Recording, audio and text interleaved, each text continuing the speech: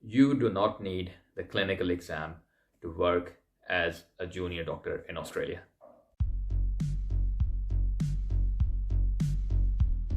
Raise your hands.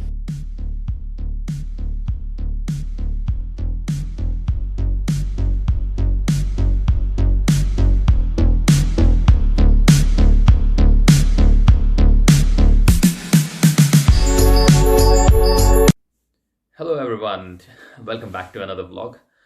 For those of you who have been following me, you might know that I have recently completed the WBA, or the Work-Based Assessment Program. So this video is going to be about the Work-Based Assessment Program, and for those of you who are not aware, I would shed light into it and tell you about my journey and the specific aspects of the program.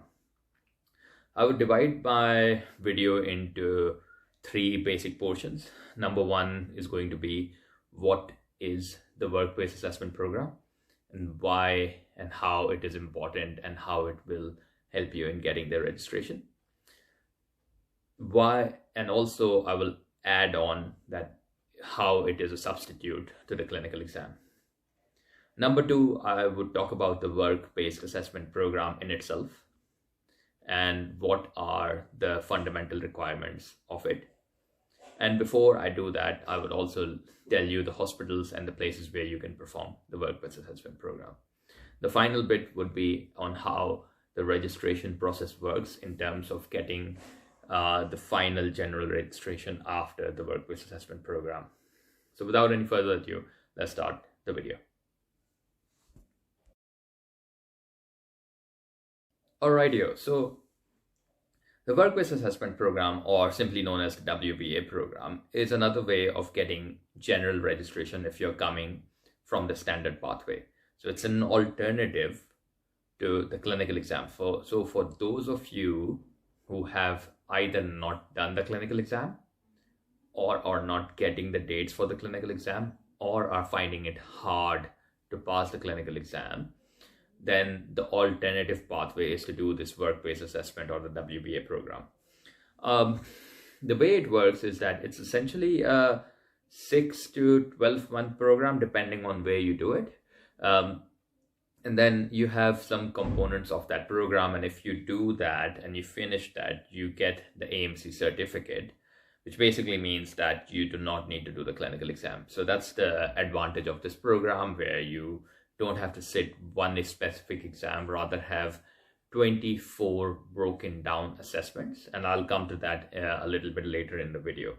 So first of all is to understand how this Work-Based Assessment Program is an alternative to the clinical exam. Secondly, it's important to understand that doing the clinical exam does not guarantee you or increase the level at which you work in Australia. So if you have limited registration, or if you have provisional registration, you're actually treated exactly the same. Some hospitals would want you to have your clinical exam or completed before they'll give you a job, but most hospitals, in my experience in Australia, would not even worry about that. If they need a doctor, they would hire regardless of whether you have the clinical exam or not. The only mandatory thing is English in AMC 1.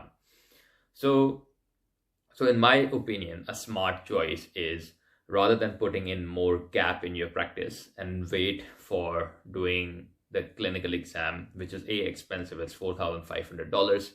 On average, people take at least 2 to 3 attempts in passing it. So that's approximately $10,000 to spend. And on average, people take a year for its preparation and passing it.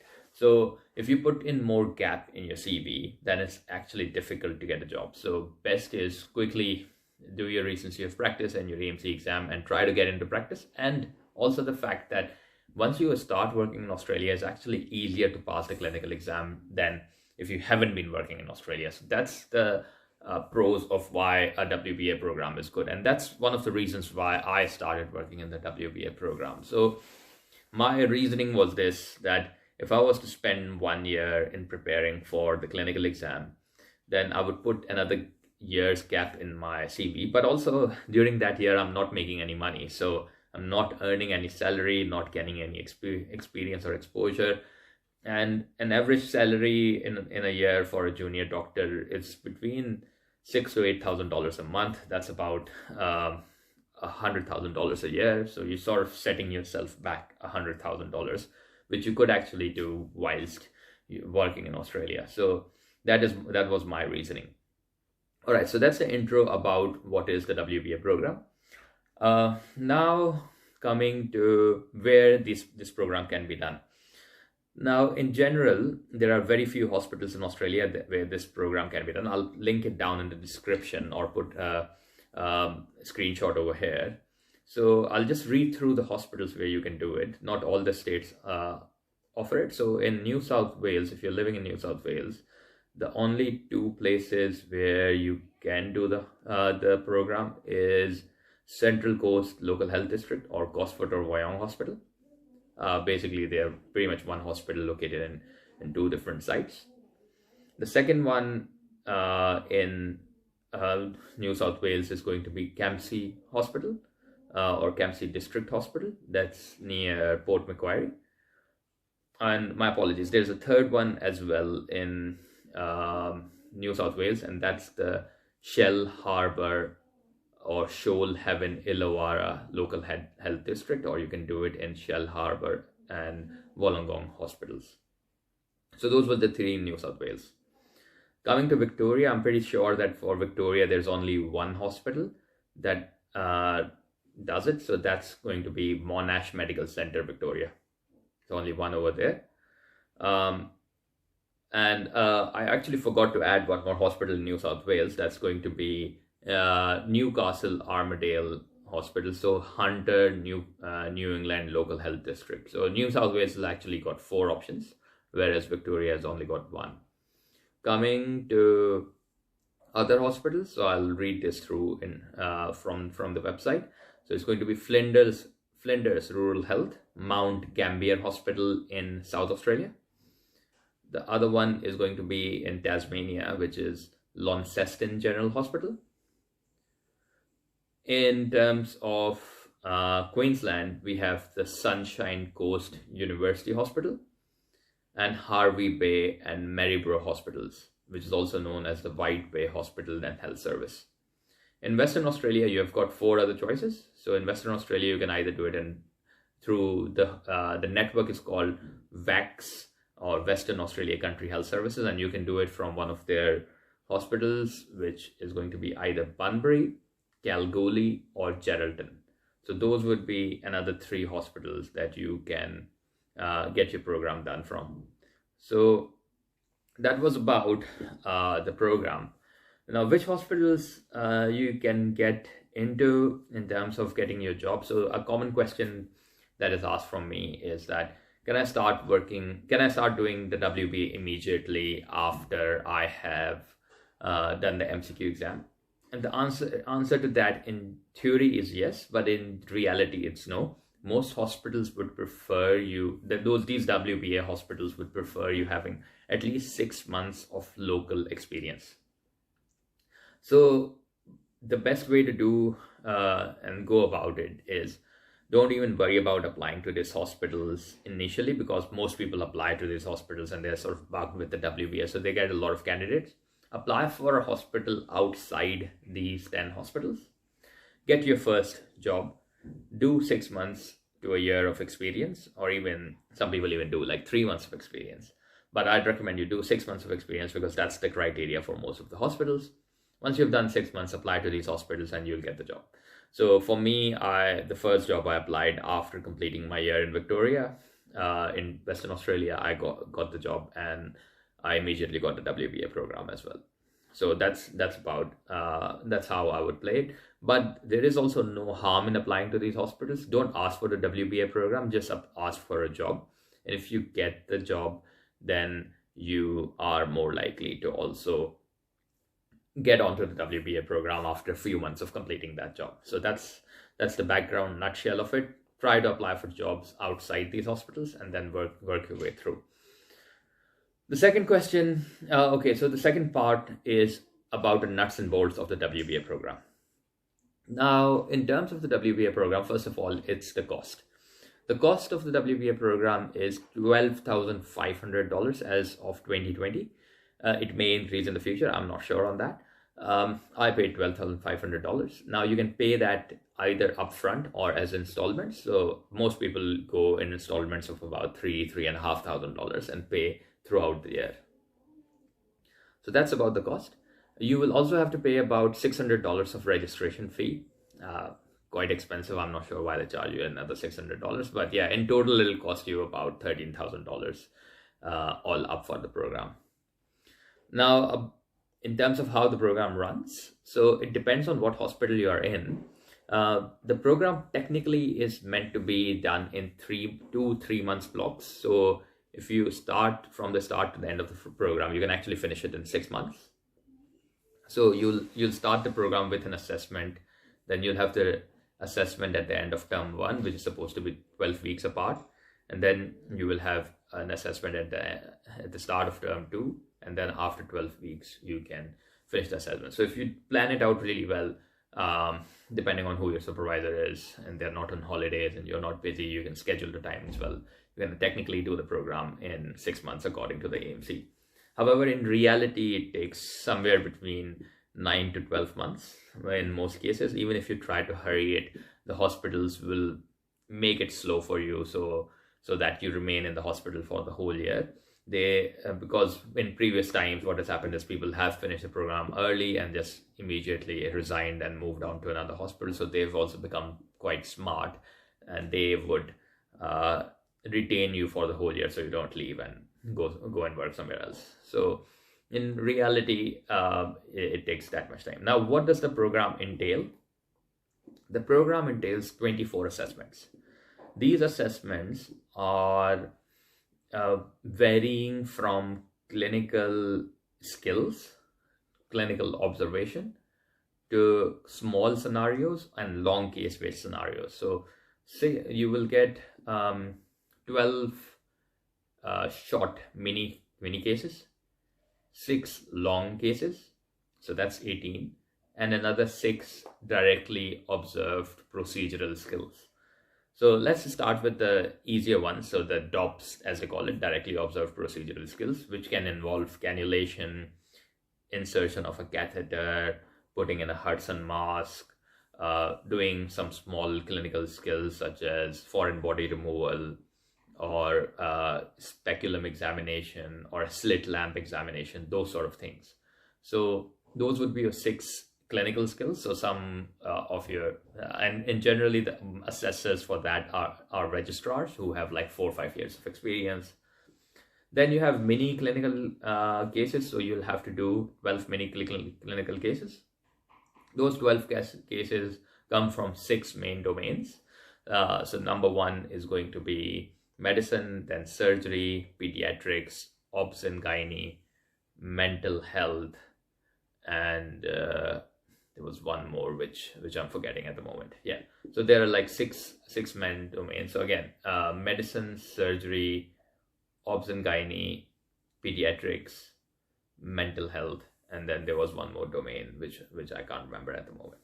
So those 6 domains you would have to cover all of them, and then work your way out from there. So in many cases would be like a small case of, for example, you saw an hernia, you discussed it in the initial history taking and the management with a consultant. So that is going to be the one. Now, then you have a detailed case-based discussion, again from those 6 clinical domains as discussed in the AMC. And from those 6 clinical domains, you will have to do your long cases, 1 from each domain, and then you ideally need to discuss it with a consultant and get a signature. So essentially, this long case is going to be a case you saw in the hospital, starting off from the history to the initial diagnosis, investigations, and coming to the detailed management. So one of the cases I did for medicine was pulmonary embolism. So I had a patient who came in with, I saw an ED, came in with shortness of breath, tachycardia. We initially did some basic bloods on her. The D dimer was elevated, so we did a CTPA on her, and then from that, how we managed in terms of anticoagulation and so on and so forth. So that's sort of a case would be that. In surgery, I did a case in orthopedic surgery on a hip replacement, so discussed all the domains of hip replacement and why that was necessary and what was the surgical management, recovery. So you need to know all the nuts and bolts of that. So that's how you do your cases. Okay, so that was about the details of the program. So I've talked about the cost of the program, I've talked about time frame it takes, and I'll also talk about the domains and sort of questions you would be asked. It's a pretty flexible program. Normally it's a 99% pass rate, unless you have like serious problems in the hospital. Most candidates would pass it. Sometimes you get supervisors who are quite nasty, so make sure before you're allocated a supervisor, you find out from your previous colleagues who have done the program, how is that supervisor. If you have heard bad comments about that supervisor just at the start of the program, refuse. You have the right to ask for another supervisor before you start it. So just if you are on the program, make sure you find out about the supervisor. That's something I learned during the program, and make sure you've got quite a bit of autonomy in the program. So if you're not comfortable with anything, make sure you escalate to the hospital. I'll make a different video about the different issues that goes on in the hospital at some point. But yeah, that was the main thing. Now, how did I go about the program? I actually found it very easy. So with my 24 scenarios that I had to do, I finished all of them in 6 weeks.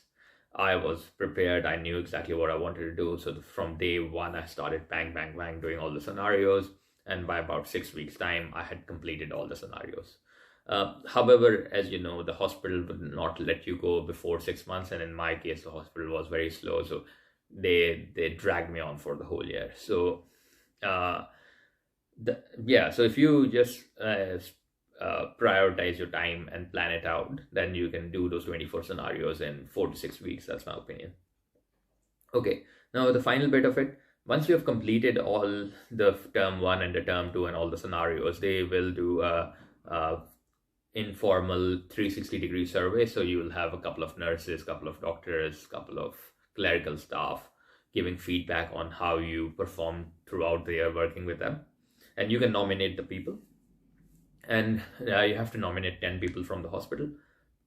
Once they give feedback on you and you've completed everything, then it goes to the WBA committee, which gives you a letter that you have completed all the aspects of the WBA program, which you then send to AMC, which then recognizes the WBA program as equivalent to the AMC clinical exam, and then gives you the AMC certificate.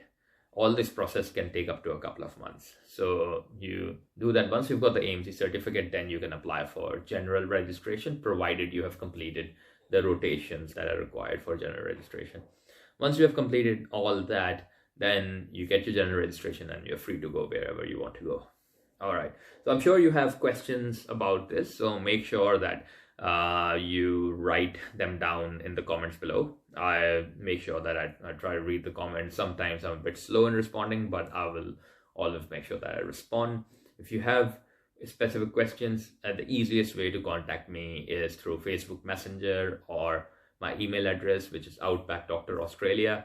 Again, in the comments description, I will put that down. Now, if you are keen and if you have done the AMC 1 exam and your English exam and you're keen on joining the Australian medical system, but you're unsure on how to navigate it or finding it difficult, I also run mentoring classes, and my mentoring services help you, guide you to navigate the process and figure out how you will get the job and what are the best steps in terms of preparing yourself for the job and presenting yourself in a way that you're more hireable. So I run those mentoring services as well. I will put the link down in the description. So that's all from my end. I hope you enjoyed the video, and if you liked it, please press the thumbs up icon and subscribe to my channel, and also share my video with your friends. Thank you. Bye.